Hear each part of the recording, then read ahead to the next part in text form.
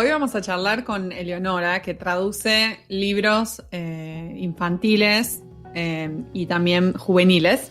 Sí, así es. Y algo que me gustaría charlar un ratito antes de entrar a la entrevista, que está buenísima, es mi experiencia tratando de encontrar libros para niños en español, ¿no? Ajá, ahí en Estados Unidos decís. Claro, como vivo en Estados Unidos, acá consigo, muchas de las librerías venden libros principalmente traducidos al español. Uh-huh. Pero me cuesta mucho conseguir libros con buenas traducciones. Es algo que me llama mucho la atención hoy en día, especialmente para contenido para niños, que uno pensaría que tendría que estar re bien sí, claro, revisado hecho y por todo. Un profesional, digamos. Exacto, porque los estás formando a los niños, o sea que es muy importante que no haya errores. Hay errores que me llaman mucho la atención, desde errores ortográficos hasta se olvidaron de poner el signo de admiración, el de apertura, cosas así como muy raras que me encuentro. Muy informal, sí. Sí, y otra cosa con la que me encuentro es que muchas veces los libros que están traducidos a este español de Latinoamérica neutro no pegan muy bien con los niños, porque no es terminología que ellos reconocen. Entonces algo que me pasa mucho cuando leo a mis hijos es que tengo que estar como medio que traduciendo en el momento lo que dice.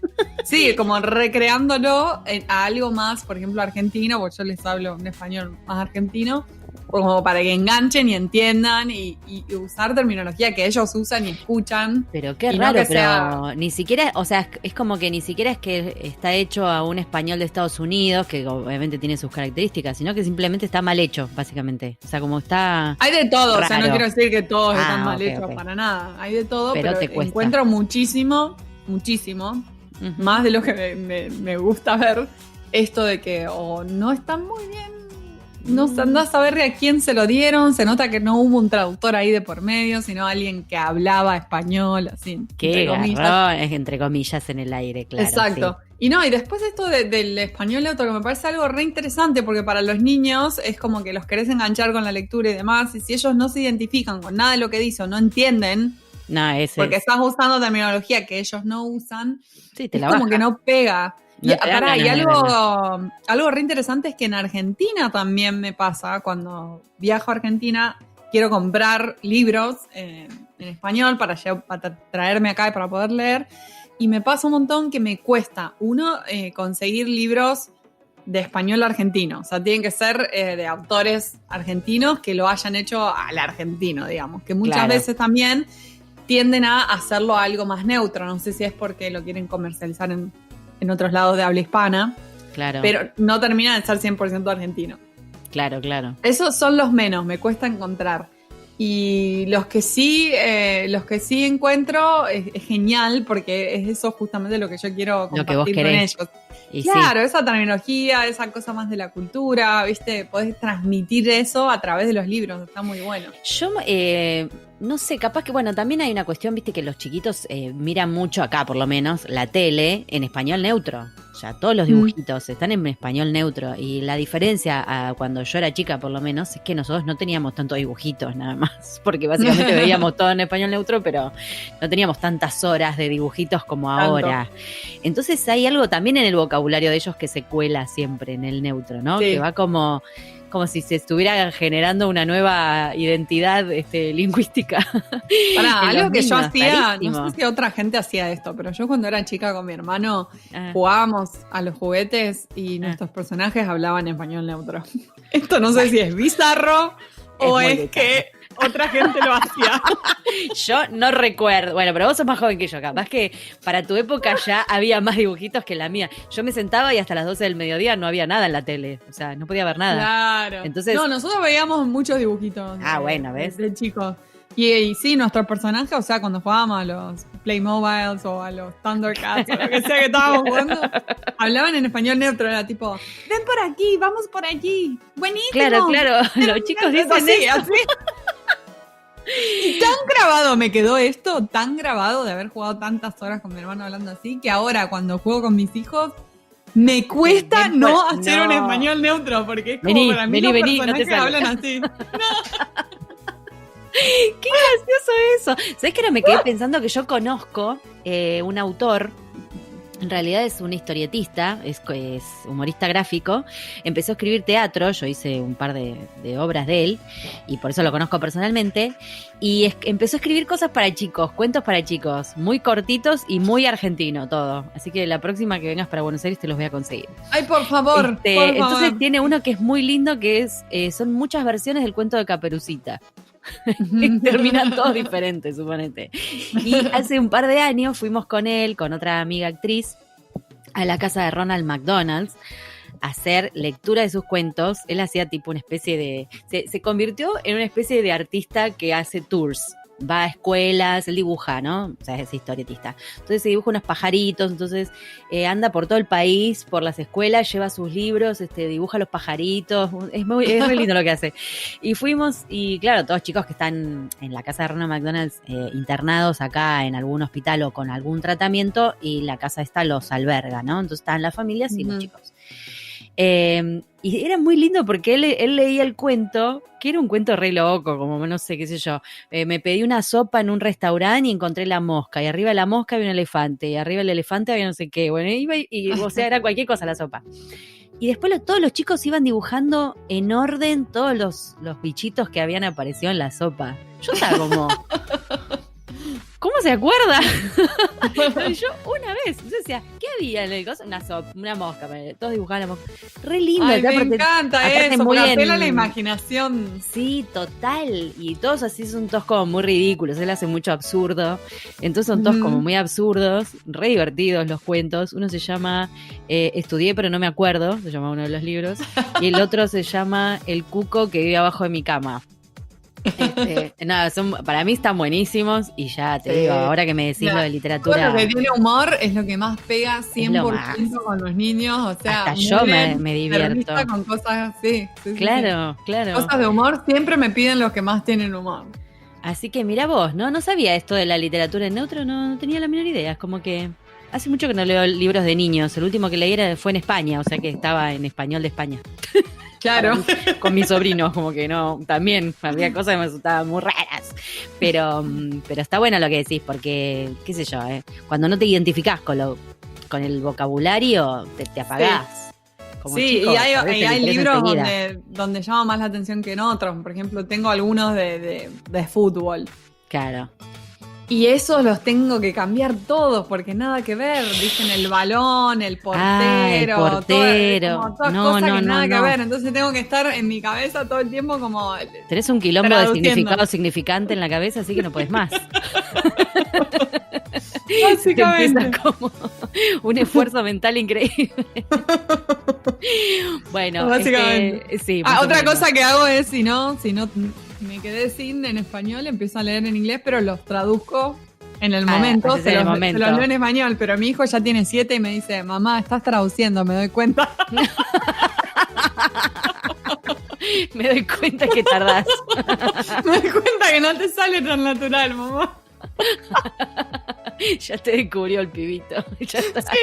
Bueno, te queda Nina para engañarla. Nina de 4 todavía la puedo engañar. Todavía puedo. Qué lindo. Me encanta. Bueno, así, en este espíritu, con la LIG, que es la literatura infantil y juvenil, pasamos a la entrevista con Eleonora, que es una capa. Divina esta entrevista, me encantó. Allá vamos. Yes.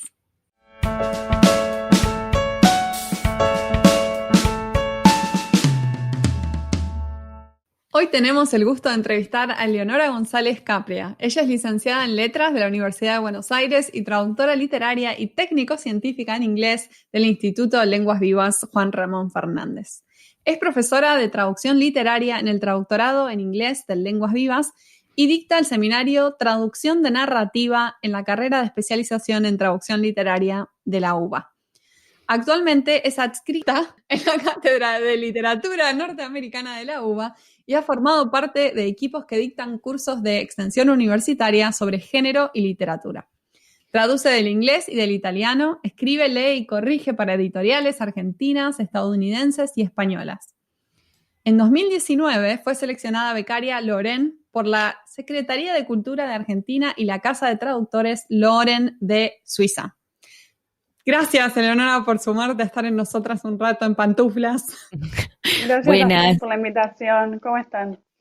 Bienvenida, la verdad que es un placer tenerte acá, sos recomendada por una amiga de la casa, te quiero decir, que nos dijo, queremos hablar con alguien que haga esto, Eleonora, así que nada, hemos logrado el encuentro, así que muchísimas gracias, Eleonora. ¿Estás con las pantuflas en este momento?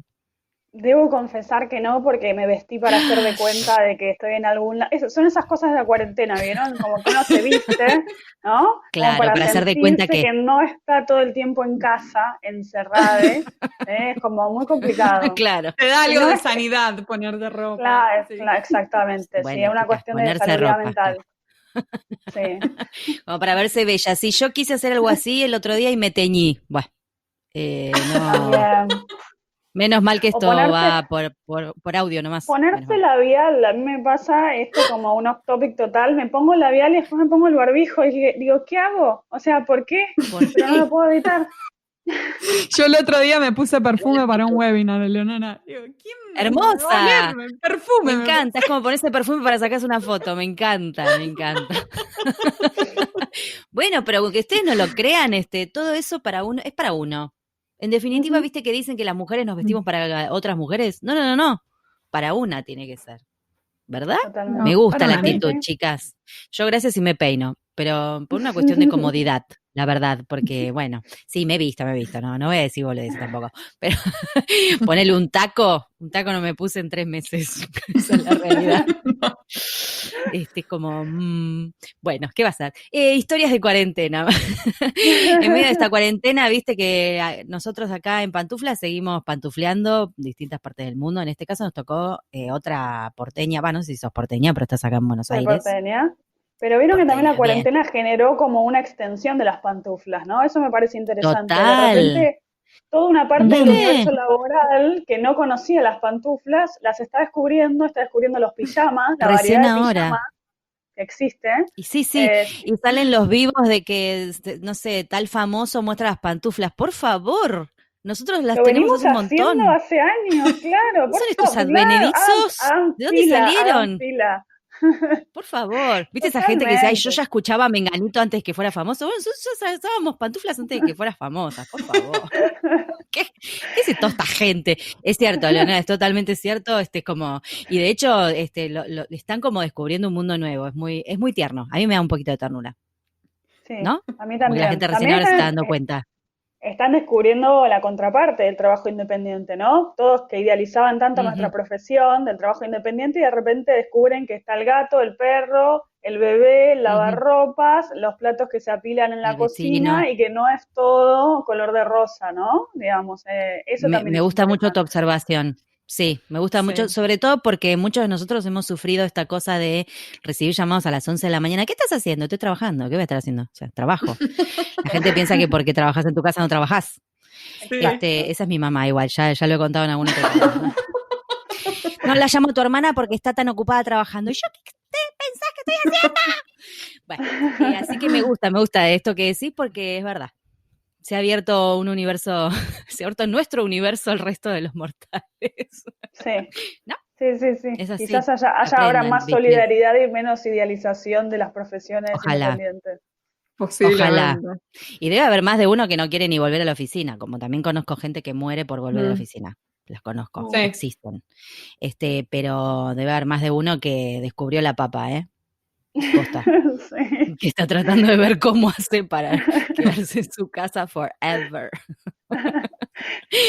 Bueno, ¿ves que ya Seguramente. nos fuimos por las ramas? ¿Te das cuenta? Güey, que no es por Bueno, tanto por a las mí no me ramas cuesta igual. nada tampoco. No, veo que sos compatible con nuestro podcast. Como para hacer de cuenta que conectamos y empezamos la entrevista. Ya que estás, ¿por qué no nos contás un poquito cómo es ese seminario de traducción narrativa que dictás que nos encanta? No, traducción de narrativa, ¿no? Así se llama. Sí, exacto. Nos encantaría Soy saber de qué se docente. trata, cómo es. Ujú. En realidad forma parte de una propuesta de una especialización en traducción literaria que existe hace 2 años en la UBA y se dicta en Filosofía y Letras en el querido Puan. Ah, sí. Eh, Ujú. y este seminario integra parte del plan de estudios de esta carrera. Yo estoy a cargo soy titular del Seminario de Traducción de Narrativa. Algunas clases las comparto con el querido escritor Martín Castañet, que quizás da Ajá. algunas clases más vinculadas con historia de la traducción de la literatura o algunas clases, digamos, de narratología. Un poco nos organizamos así, y yo estoy a cargo de, bueno, el 80% del dictado, que es el taller. En ese sentido, por supuesto que he dedicado en el programa una unidad entera a la traducción de literatura infantil y juvenil. Ujú, muy Eh, bien. sí, siempre como tratando de darle un espacio quizás a algo que suele no tener tanto espacio en la academia, porque esta es una realidad. Ujú, Y básicamente ujú. es un seminario teórico práctico, en el cual formamos a quizás alumnos que vienen de carreras muy diversas, y eso es un desafío muy grande, porque al ser un posgrado se requiere un título de grado que no necesariamente está asociado a una especialización en letras o en literatura o etcétera. Ah, Eh, mira qué interesante eso. Sí, el Tenés año ahí un grupito pasado, por muy lindo. ejemplo, espero que no me escuche o me escuche, porque una alumna genial venía de geografía, por ejemplo, ¿no? Entonces, entre el Ah, ah, alumnado teníamos una compañera que era licenciada en geografía de Puan. Pero bueno, wow. eso representa un desafío enorme, porque hay una Sí. cantidad de herramientas de lectura y de la lengua también que uno no puede dar por sentadas. Entonces, Mm, es bastante distinto, por ejemplo, la formación dentro de lenguas vivas, donde ya, digamos, el alumno viene de una manera homogeneizado por haber atravesado una cantidad de sí, años, sobre todo porque yo di tal una de cual. las últimas materias de la carrera. Entonces ya me encuentro con Ujú. alumnos que vienen con una preparación que conozco antemano. Acá no. Y sin embargo, los aportes son increíbles porque, por ejemplo, y por algo mencionaba a esta alumna licenciada en geografía, cuando nos tocó traducir un texto de un autor sudafricano, que en algún momento de la narración hablaba de un tipo de piedra que aparece en, Mm, digamos, en ese paisaje. Ella intervino en la clase y dijo, no, esto no puede ser la traducción de este término técnico, porque esta piedra tiene una formación con tales características. Hizo todo un me despliegue encanta. hermoso, Claro, técnico, ¿no? claro. Que quizás nosotros con investigación no alcanzamos a completar, ¿no? Hacía falta un especialista, un informante, y lo teníamos exactamente adentro del aula. Ahí, Eh, es hermoso lo que ahí decís, porque mismo, justamente te iba a decir que más allá de que no tiene todo el background que por ahí puedes tener, no sé, en los alumnos de lenguas, tiene una mirada completamente nueva, como medio tabula rasa, te absolutamente, diría. Y absolutamente. Y encima este además, aporte hermoso, sí. sí, y eso pasa mucho, ¿no? Que hay gente, bueno, también hay quizás alumnos que son ya traductores con una trayectoria importante, hay editores, con lo cual se Ujú, abre una posibilidad de un enorme debate, por ejemplo, de hablar, ujú, el año pasado teníamos una editora que venía de una gran editorial de LIG, entonces en el momento en ujú. el cual había que debatir el lugar de la LIG en el mercado, esto, bueno, era bueno, ¿y vos qué opinás? ¿Y cómo lo ves desde tu perspectiva? Entonces, en realidad genera un espacio absolutamente distinto, eh, Sí. y también tenemos el plus de que tenemos muchos alumnos que vienen de otros países. Hace 2 años tenía en la cursada un alumno de Costa Rica y un alumno de Colombia, más alumnos de Rosario y del interior, con lo cual era Wow. espectacular para dar una clase Ah, sobre pero tenías español un hervidero neutro. hermoso ahí. Qué Claro, linda era, diversidad, claro.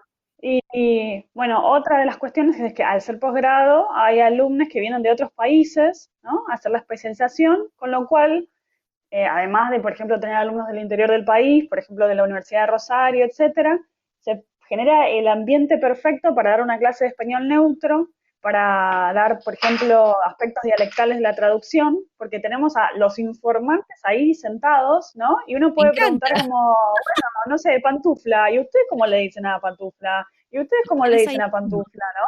Y también un poco, Claro. bueno, para tratar este tema tan importante de la traducción editorial, que es el español neutro, de qué hablamos Sí. cuando hablamos de español neutro, y que además se diversifica al interior de cada país, porque quizás un alumno de, no sé, Colombia dice, bueno, yo soy de Medellín, pero en realidad en la costa le dicen así, y en realidad en Bogotá le dicen de tal otra manera, ¿no? Y entonces empezamos como a Wow. disolver ¿no? Un poco, ¿no? A cuestionar un poco estos presupuestos lingüísticos con los que estamos obligados a trabajar por una cuestión pragmática y profesional a la hora Meramente de editar. económica también, sí.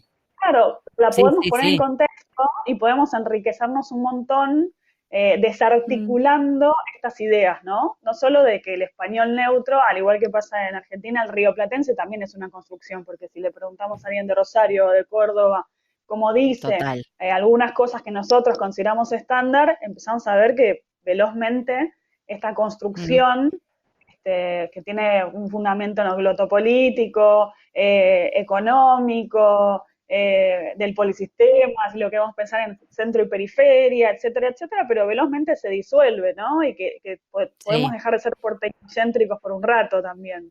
Totalmente. Tal De cual. hecho, ayer andaba circulando un meme que compartieron un par de traductores sobre con la cara de un actor, nada, tomó una película que había de una persona del interior que había ido a vivir a La Plata. Entonces no sabía qué era la pollajería y por qué a las masitas, como se le dice a las galletitas Las en el interior, masitas. le decían galletitas. Yo le Y digo todas esas masitas en cosas. Santa Fe. Claro, Claro, en Santa Fe y todas también. esas cosas que acá mismo en nuestro país es enorme y la variedad es gigante, en todos los países pasa lo mismo, o sea, está buenísimo, Exacto. es re interesante, qué divertida esa Sí. clase. Muy Es bueno muy, es eso. Mm, muy, muy desafiante porque, bueno, presupone sí, aunar un montón de orígenes o de orígenes en el sentido de desde geográficos, mm, lingüísticos, hasta profesionales, ¿no? Y al mismo claro, tiempo tiene eso de poder abrir debates que son imposibles de dar en otros espacios.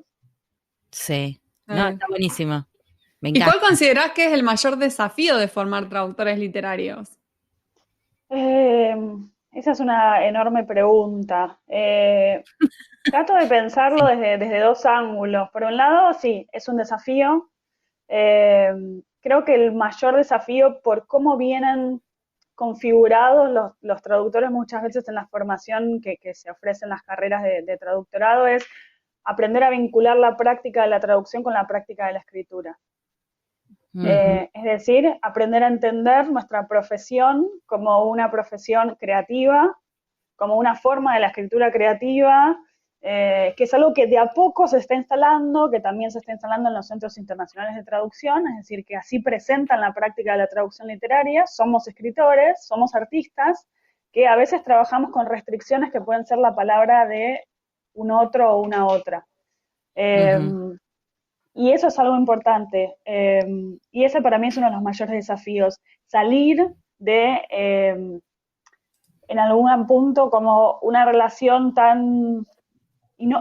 Y no por cuestionar el concepto de fidelidad, porque por supuesto que el concepto de fidelidad que primero se está definiendo desde hace 2000 años y todavía no sabemos bien qué es la fidelidad, es la traducción, pero no por ujú, desatender al original, sino aprender a leerlo, enseñarles a mis alumnos a leer, ¿no? Creo que más bien que los formo como lectores que como traductores y como escritores, mm, ¿no? Como que Mm, la traducción está en el medio, en ese desafío de una encrucijada entre darles herramientas críticas para que lean a fondo y claro, mm, darles herramientas para que escriban, ¿sí? Porque muchas veces el estudiante de traducción se forma mucho en la lengua fuente y no tanto en la lengua meta, ¿no? Entonces, claro. ejercitar esa parte de la creatividad propia, de la plasticidad de la lengua propia, para poder ujú, reexpresar lo que dice ese original. Y ahí está la parte creativa, ¿no? Y esa es una sí, parte como de un gran desafío.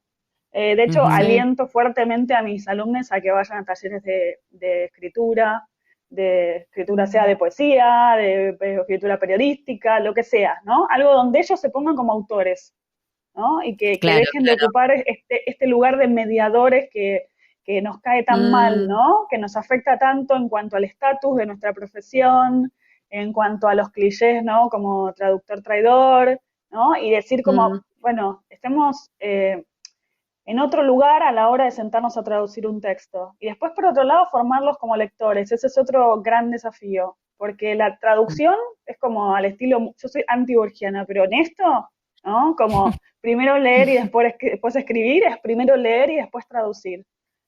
La buena mm, traducción, para mí, se funda en una lectura muy profunda, analítica, minuciosa. Entonces, para mí los grandes desafíos paradójicamente no son como lo que uno diría la traducción, sino todo lo que rodea la traducción, ¿no? La escritura y la lectura. La Los lectura. Eh, pasos, claro, darle sí, más Sí, y, importancia. Está bueno, sí, está buenísimo. Y es algo similar a lo que y nos dijo Lucila también, Cordone, el hecho tal cual. de formarse para escribir claro, y soltar un poco, digamos, ¿no? Al traductor técnico que vamos como absorbiendo durante la carrera. sí. Sí. Igual, bueno, no sé, yo me dedico principalmente, y siempre aclaro esto, incluso en mis Mm, clases, o sea, mi actividad principal y mi remuneración principal es como traductora editorial. Y ujú, doy clases porque amo dar clases y porque amo formar traductores, ¿no? En realidad es como ujú. la docencia no me paga, pero creo que ni las expensas. Eh, y lo hago porque realmente creo que hay algo para hacer, hay un trabajo para hacer ahí, hay un trabajo que tengo ganas de hacer y que disfruto muchísimo y que vuelve. De hecho, hoy mismo Mm. me llegó un mail de una alumna de hace algo así como un año en el cual, bueno, me decía un montón de cosas lindas que no quiero reproducir por pudor, pero además me adjuntaba un fanzine que había publicado y hablaba Ah, precisamente de esto, de que en las clases de traducción, aparte de haber aprendido traducción, había descubierto que lo que ella quería era escribir y que acababa de publicar qué su bueno. primer fanzine y que lo quería compartir conmigo. Wow. Sí, Qué lindo, me encantan esos mensajes. Son como que tipo así valió toda la que, pena. Sí, exacto, Sí. sí. Y creo que bueno, y que muy eso bueno. muestra, ¿no? Como que el desafío es eso, ¿no? No quedarnos en la traducción solamente, no quedarnos en debatir 5 horas si es luminoso, iluminado, radiante, resplandeciente, ¿no? Las 5 horas del debate léxico en el cual a veces nos obsesionamos, sino que es pensar la traducción de una manera mucho más global. Ese para mí es mi desafío. Está buenísimo. Me Sí, encanta. sí. Y me encantaría que charlemos sobre tu experiencia con la literatura infantil y juvenil, a la que le decís LIG, me di cuenta, ¿no? Se le dice así, Sí, LIG. perdón, esa, No, sí, esa digo es porque por ahí pasó como, el término y nadie se dio cuenta que era, y a mí me llevó un ratito, pero era perdón, eso. perdón, perdón. Son como los gajes del mundillo, ¿no? Cuando yo ya Por estoy tan supuesto, como está muy inserta en bien, ese es tu jerga. mundillo que, claro, que es Claro. literatura infanto-juvenil o literatura infantil y juvenil, ¿sí? Son como las siglas de este mundo, de este lado de la producción editorial y de la escritura. Exacto, bueno, para que Em, aprendamos todos, ¿no? Con los podcasts escuchas. Entonces, nada, en la traducción en el área de LIG, ¿qué particularidades ves en el género, ¿no? Para el traductor? ¿O qué cosas son las que más te gustan? Lo que quieras. eh, hay tanto para debatir sobre eso. Sí, me imagino. En principio, el público infantil y juvenil, así como yo lo percibo, es muy distinto. Más allá de la obviedad, yo no trabajo por lo general con libros de primera infancia, ¿no? Sino más bien como Ajá. libros infantiles por ahí de primero o segundo ciclo. Em, Mm, y sí trabajo con mucho traduciendo novelas juveniles. Y es muy Ujú, distinto en el sentido de las expectativas que puede haber sobre la traducción, y a eso me refiero con la complejidad. Digo, el lector adolescente es un lector que por lo general es más o menos bilingüe, está expuesto ujú, a montones de series, ¿no? ujú. Incluso a versiones fílmicas de los libros que va a tener entre manos, incluso a versiones de Netflix, porque bueno, ahora Netflix está comprando derechos por ejemplo, muchos libros Sí, está juveniles, metiendo incluso mucho de alguna autora sí. que he traducido. Ajá, Entonces ¿y cuál? viene, ¿Cuál? Contanos. no, no puedo decir todavía nada. Bueno. Pero vienen con una información y una exigencia sobre esa traducción que una niña no va a tener. Porque a veces, Claro. digamos, las niñas ni siquiera mm, leen los libros, ¿no? A veces son los padres los que leen. Ujú, Esa idea de que en la literatura infantil el mediador es tan importante, porque es el padre el que elige el libro, es la escuela la que elige el libro. A veces están en edades en las cuales todavía no están ni siquiera alfabetizados ni capacitados para leerlos, entonces tienen que ser leídos esos libros y ellos solo escuchan, ujú, ¿no? También como no son ni siquiera lectores en términos claro. estrictos. Eso los pone a las niñas en un lugar muy distinto y en un lugar muy distinto a nosotros los traductores. En cambio, en el caso de juveniles, como el adolescente va ya recontra sabiendo todo, siguiendo una saga absolutamente informado o informada por Claro. el booktuber o por el book trailer o por lo que sea de quién es ese autor Claro, o esa autora, de qué va a tratar. Claro. Entonces hay mucha más presión, ¿no? En público. respetar eso, ese mundo ficcional del que los adolescentes ya se apropiaron quizás antes de llegar a la traducción y ya la están pidiendo, ¿no? La están esperando. Entonces Claro. existe eso. Incluso fíjense que desde la decisión, por ejemplo, la enorme decisión de elegir un título para una traducción, que vieron que es como, bueno, nada, es Todo un una tema. parte en la cual se negocia con un editor porque se piensan las cuestiones comerciales, etcétera. A veces en los libros para adolescentes los títulos quedan en inglés, con una bajada en Ah, castellano, cosa que es impensable para un título en wow. infantil, ¿no? Pero eso Claro. es Claro, No. mira vos. porque ya, sí, porque ya el adolescente conoce el producto, o sea, o ya conoce el Se, libro, o conoce la historia, y se porque está por ahí haciendo es mucho en bilingüe. el cine también, que a veces la Sí, dejan directamente en inglés, porque es tan popular a nivel exacto. internacional con ese nombre que tiene sentido que Sí. siga. Como Maze Wow. Runner, por ejemplo, se me ocurre, si no me equivoco, quedó Maze en inglés. Runner, sí, Y lo mismo con los libros. Entonces, es muy distinto sí, el lector meta e infantil del juvenil. Y después, en cuanto Claro. a ser traductora de literatura infantil y juvenil, que es algo que yo disfruto enormemente porque tengo una gran niña interior que se niega a crecer, Está muy bien. me encanta jugar y me encantan los juegos de palabras, y eso es una cosa hermosa la literatura infantil poder trabajar, sí, bueno, yo me especializo también en traducción de poesía, entonces la literatura infantil me permite Claro. darlo todo, ¿no? Hacer esas traducciones rimadas, trabajar con sí, juegos de palabras, trabajar con, Claro, a bueno, todas las fondo, me encanta eso. a fondo, sí, o sí. las Sí, restricciones semióticas que puede tener un libro ilustrado, un libro álbum, ¿no? A mí me encantan las Sí. cosas difíciles, se va viendo. sí. Bueno. Si hay una Sí, pero está buenísimo. ilustración, y si hay rima, y si hay metro, mejor, ¿no? O sea, como Mientras más cuanto más, difícil, mejor. sí, de verdad que sí. Qué bueno, qué Y la bueno. literatura infantil tiene eso. Y en el ámbito de la poesía, por ejemplo, está esto. Es incontestable que un libro infantil de rimas, si fuera Mm, rimado, ¿no? Si no fuera verso libre, tiene que traducirse rimado. Y sin embargo, en el mundo de los adultos esto es un debate que no tiene fin, ¿no? ¿Traducimos con rima Mm, o estamos faltándole al original, ¿no? Estamos dejando escapar el sentido. En un libro para chicos eso no se mm, debate, ¿no? No es un claro, libro para chicos y no es rimado porque se entiende que la rima es el principal atractivo quizás, ¿no? claro. Eh, total. entonces, Se nada, hay hace, se hacen como... muchas traducciones, Eleonora, de infantil, particularmente en Argentina, por ejemplo, porque a mí me cuesta mucho, por ejemplo, acá en Estados Unidos me cuesta mucho conseguir libros Mm, en español y muchos de los que consigo no están bien las traducciones. Yo no sé si porque lo hacen internamente o no le dan las traducciones a traductores profesionales porque piensan que son libros de chicos, no sé. Pero me encuentro eh, con muchas cosas, con errores, con depende. muchas cosas raras acá. Depende. Bueno, no quiero, o sea, enemistarme con mis empleadores, pero hay editoriales que sí trabajan con traductores in-house, sobre todo para los libros álbum, Claro. ¿sí? Ubica, bueno, para el público general, el libro álbum es este libro que está muy de moda, que no es mm, exactamente un libro ilustrado, por más que venga con un soporte de imágenes, pero en el cual, a diferencia del libro ilustrado, la ilustración no es accesoria, la imagen también se cuenta a través de lo que puede hacer una acuarela, un óleo, unos Ujú, botones, no importa la técnica, ¿no? Entonces, sí. esa imagen es complementaria o genera un contrapunto o cuenta algo, narra algo al mismo nivel que Ujú. el texto, ¿no?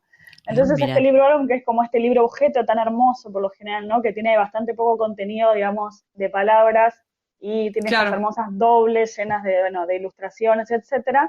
Muchas veces se hacen sí. in-house, porque bueno, porque por ahí en ese caso el volumen de texto es muy pequeño, Claro, entonces el no se volumen es contrata pequeño. Sí. un traductor externo, y eso sí sucede en Argentina, por ejemplo, en algunas casas editoriales, y entiendo también sucede en España.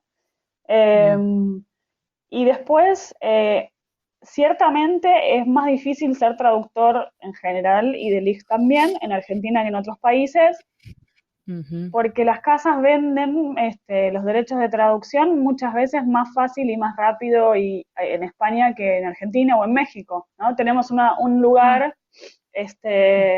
periférico, ¿no? No somos, Sí. estamos hablando en pesos, eh, y no somos los principales productores de libros en términos de mercado. Entonces, Claro. es muy probable que se contraten más traductores en España que en Argentina. O que en mi caso, que trabajo para España, esos libros atraviesen un proceso de localización en España, mm, Claro. y yo también en algunos casos, cuando no hay presupuesto, tenga que hacer versiones que son medio peninsulares o medio mm, latinas, neutras, unas Sí. decisiones un poco complejas, ¿no? claro. Raras. Pero hay un poco de todo. A veces se contrata, a veces se hace in-house, varía mucho de editorial en editorial y de tipo de libro también, porque nadie haría in-house una Mm, traducción de una novela de 500 páginas juvenil, pero un libro álbum es posible que se haga claro. in-house. Sí, Claro. sí, Eh, sí. Mm, Así que eso. Y también tiene que ver, insisto, o como insisto permanentemente, con el estatus que tiene la literatura infantil y juvenil, que claro. parece como dice una colega, ¿es un juego de niños? No, la verdad que no, la verdad que es muy complejo No, traducir para niños y para jóvenes, pero a veces tiene sí. un lugar muy lateral de literatura menor, eh, Claro, eso y te iba es a algo que decir. hay que discutir, ¿no? Y por eso uno de mis objetivos es incluir la LIG en programas académicos, ¿no? Para que haya Mm, más A mí debate me sobre esto. parece, sí, me parece como rarísimo esa consideración y totalmente ilógica, porque también el hábito de leer uno lo toma cuanto más chico lo tomás mejor. No sé, digo exacto. yo, que no sé nada del tema, pero simplemente soy lectora desde chica porque me dieron libros desde chica. Y me Totalmente. parece que es un momento hermoso para empezar a enamorarte de leer. Digo, Sí, el vocabulario que agarran todo. los chicos, La es lo autografía, mejor que hay para más allá de que vocabulario. te guste leer, o sea, no sé, mis libros preferidos, no me acuerdo, tenía 2 o 3 que los había leído 20 veces porque me gustaban esos libros y los leía, los leía, los leía. Y a la larga, digo, más allá del hábito de leer, mejora en un montón de cosas, o sea, a nivel Sí, cerebral, mi imaginación, ortografía, vocabulario, donde le quieras ver, tiene beneficios. Entonces, ¿por qué no, sí. no darle más? Yo creo ¿No? que una de las razones por las cuales me convertí en traductora de LIG, además de, bueno, diversas cosas, es que estoy de acuerdo con ustedes, la literatura en la infancia o en la adolescencia marca, ¿no? O Ujú, sea, es marca, así. marca una vida de una manera que creo que es muy difícil recuperar en la adultez. Si uno tiene suerte, eso sucede de vuelta y otras veces no. Y yo siempre hablo Ujú, de dos libros que a mí me marcaron la vida de manera muy literal, Dylan Kifke, de Marilena Walsh. ajá. Empecé a Mm. pedirle a mi mamá tomar sopa de avena todos los días. Hasta ese día nunca Ay, qué había lindo. probado la avena. Así que cambió mis hábitos Gracioso. alimenticios. Y A ese después yo nivel, siempre, claro. a ese nivel, ¿no? Mamá, haceme sopa de avena, porque Dylan Kifke ama la sopa de avena. Y yo quiero también tomar sopa de avena. Y después, yo soy muy fanática y por eso también me dedico a juvenil del fantasy, la aventura y los géneros también considerados menores. Y yo Ujú, era muy fanática de Tolkien y bueno, de claro. Stevenson y de Dumas y los Tres Mosqueteros y todo eso, y terminé haciéndome esgrimista. No, A los, No. me encanta eso. a Por los favor, 14 necesitamos una años, foto. a los ¡Qué 14 Con los años bueno! me inscribí Me bueno, yo ya era encanta. socia de GEBA y empecé a hacer esgrima en GEBA, o sea, mi familia era qué tradicionalmente del club flashero. GEBA, y a los 14 años empecé a hacer esgrima y seguí hasta los 20 y algo, hasta que, bueno, tuve algunas lesiones y Wow. tuve que dejar. Pero a ese nivel creo que la literatura en la infancia y en la adolescencia te cambia la vida, ¿no? Y yo quiero Total, ser parte Sí, de eso. sí. totalmente, totalmente. Es así, es así. Bueno, está bien que estamos hablando acá entre nerds, Obvio. pero Pero es que, no, digo, pero es que el mundo no es editorial tan ya tendría que haberse dado accidental, cuenta que ¿eh? puede pasar en el mundo. ¿Eh? No es tan accidental en el sentido de, por ejemplo, a partir de los Ah, Juegos del Hambre, creció muchísimo la práctica de la Sí. arquería. Sí, pero mirá, real, ¿eh?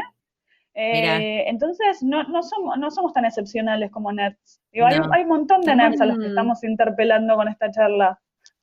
Para mí sí, Me totalmente encanta. es así, para mí es, y el tema del hábito pero es fija, yo lo veo, de los chicos que yo conozco, los que agarran libros son hijos de personas que agarran libros, o sea, Sí, el hábito de la lectura lo ven también en los padres y se sí, inculca, se busca, Sí, sí, entonces, totalmente. nada, deberíamos darle más sí, pelota, digo yo, no sé si a las sí. editores le chupa un huevo lo que yo opino, pero me parece, nos No, las parece editoriales empatía. chochas con que se vendan más libros, por supuesto, y los Y traductores y sí, todos los que formamos Y parte del todo, engranaje bueno, editorial claro. felices de que se vendan más libros. Pero bueno, después más vamos allá a del darle más mercado, creo impulso. que de Mm. Tal verdad, cual. digamos, hay algo para hacer ahí. Ujú, Sí, sí, total, sí, sí. totalmente. Nos gustaría que nos cuentes sobre la beca Loren. ¿De qué se trata? Que es una beca que se da acá, por lo que vimos, Secretaría de Cultura Sí, de Argentina. sí, hay varios centros internacionales de traducción que ofrecen, digamos, becas, pero quizás la beca Loren es la más conocida en Argentina porque se articula a través de Argentina, ¿no? Ujú, A Mm, diferencia de otros centros de traducción y de residencias para traductores, digamos, en los cuales uno tiene que directamente postularse a ese centro, sin ninguna mediación claro. de ningún organismo gubernamental argentino. Eh, Ujú, en el caso de la beca Loren, desde hace un par de años hay dos plazas, porque en principio era una beca sola, digamos, una beca general para Latinoamérica, pero desde hace un par de años hay ujú, un convenio con la Secretaría o barra Ministerio, depende del momento, de Cultura. ujú. eh, y entonces la Casa Loren provee una parte de la beca, que es básicamente la estadía, el estipendio y el espacio, y Argentina provee la movilidad, es decir, los pasajes. Bueno, Eh, qué bueno. Sí, y Está hay un llamado todos los años, se elige bueno. a partir de que existe esta modalidad de dos plazas para argentinos. A su vez hay otro programa que es el programa Coincidencias, que también viene de Prohelvecia, que vendría a ser el Fondo Nacional de las Artes de Suiza, Ujú, eh, un programa dentro de Prohelvecia que provee al resto de Latinoamérica, perdón, otras tantas plazas para que hagan la beca Loren. Y tanto los argentinos como los latinoamericanos coincidimos, está pactado para que vayamos en la misma fecha a la Casa Loren, y hay como un pequeño, digamos, mundo hay como un latino adentro de una claro. casa cerca de Zúrich. Eh, ¡Qué entonces, lindo! sí.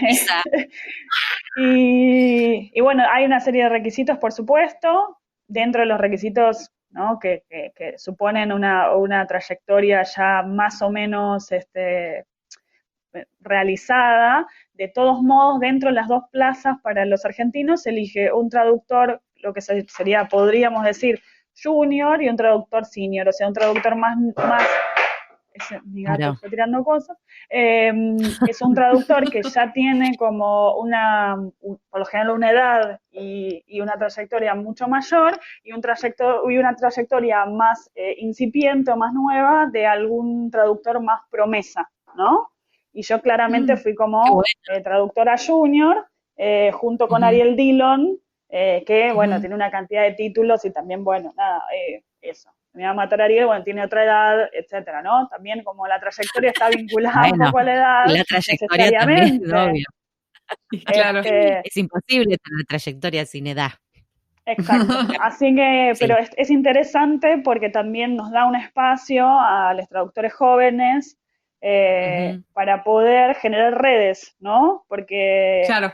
las redes son tal. fundamentales para la traducción literaria y para cualquier trabajo, digo, pero para el mundo literario es muy importante, entonces uno ahí convive con traductores, lleva adelante un proyecto. Ese proyecto, digamos, no tiene ninguna exigencia de realización durante la estadía, uno dispone de esa estadía para avanzar en la medida en lo que pueda o quiera con el proyecto que lleva para trabajar, porque se presenta un contrato ya preexistente, con un proyecto de traducción ya preexistente, que uno va a trabajar a esta casa de traductores. Pero no se exige Mirá, que ese proyecto esté terminado a la hora del fin de la residencia. claro. Si uno quiere ir a hacer como, no sé, las primeras lecturas de ese libro, a hacer la selección si fuera una antología, a traducir una parte, a no traducir nada, no creo, pero bueno, Es decir, no hay presiones.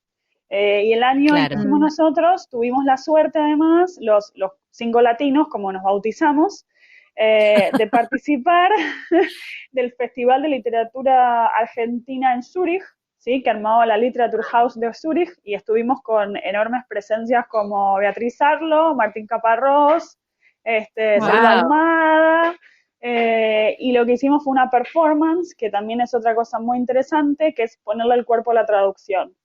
Y cada uno Ah, encarnó, digamos, al autor que estaba traduciendo, o algún otro autor que hubiera traducido, con música creada para ese evento por Anna me Traufer, que es encanta, qué una flashero. artista suiza. Sí, yo encarné a Catherine Mansfield, que era quien estaba traduciendo, y Qué básicamente era bueno, me sentarse, encanta. sí, como con unas luces muy dramáticas y un artista que estaba ahí con un violonchelo y haciendo música con cajitas y con copas y qué sé yo, Ah, no, mientras nosotros me vuelvo loca. leíamos performáticamente nuestras traducciones. Y Nah, que es una iniciativa espectacular. que queremos seguir acá y que un poco Ariel Lido está retomando con un ciclo que ahora, bueno, por la cuarentena ha quedado interrumpido. Vamos a Pero prestar es también atención. eso, Mm, otra vez, es también darles el lugar de somos traductores, somos actores también, ¿no? Porque nos ponemos una máscara de mm, la voz de otra persona, ¿no? Que es un autor, mm. y encarnamos un poco a ese autor a la hora de traducir. Y eso se puede llevar también a un escenario. Totalmente. Y salir de atrás de la computadora, ¿no? Como este karma que tenemos de Ay, estar siempre ocultos qué en las miedo, sombras, pero está ¿no? buenísimo. Sí. Me encanta lo que contás, Eleonora. Bueno, te cuento que en esta tercera temporada estamos haciendo una última pregunta que le voy a dar el paso a Marina para que te la haga porque le encanta. A Grita. ver, Nuestra pregunta ciencia ficción.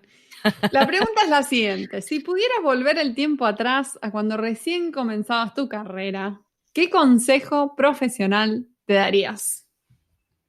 Cha, cha, cha, chan. eh, hay un consejo que les doy siempre a mis alumnos, que es el consejo que me doy a mí misma y que me hubiese dado también, no sé si es estrictamente profesional, pero es que así como es hermoso trabajar de lo que uno ama, también es muy Ujú, difícil trabajar de lo que uno ama, porque lo que uno ama se convierte en trabajo.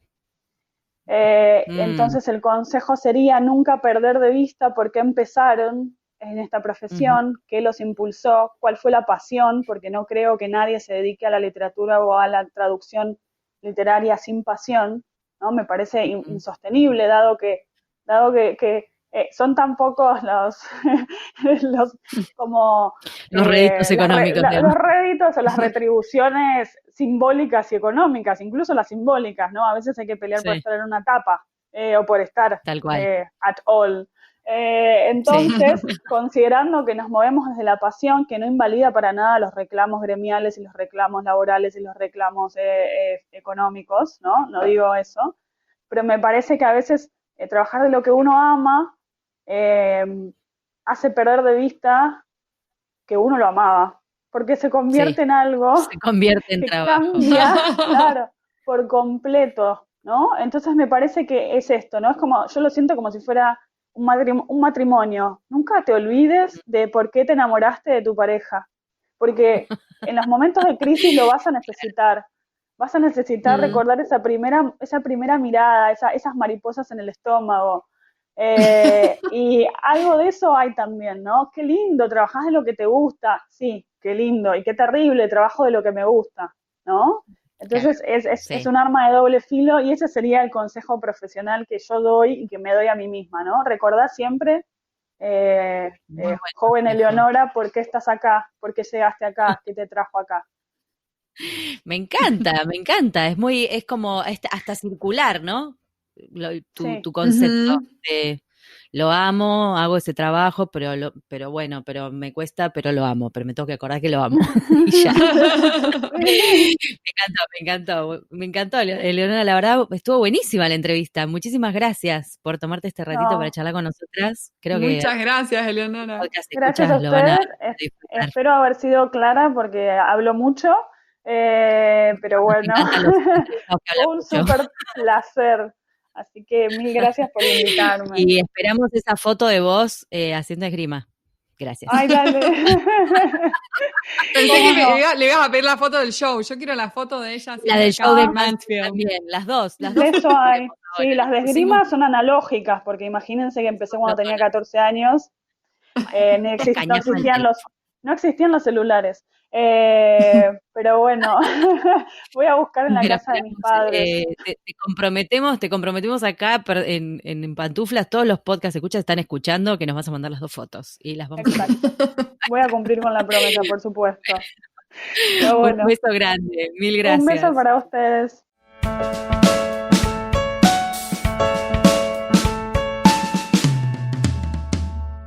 Este fue un nuevo episodio de En Pantuflas, patrocinado por nuestro amigo fiel, MemoQ. Si sos tan fan de MemoQ como nosotras, aprovecha el 45% de descuento exclusivo para podcast escuchas. Anota este código, CAM-pantuflas45. Podés encontrar todos los episodios del podcast en nuestra página, en _delmediopantuflas.com, y suscribirte para escucharlos apenas salen en iTunes, Spotify y Google Podcast. Prohibida su reproducción en la Argentina, en Los Ángeles, Buenos Aires, Pantuflas al virus.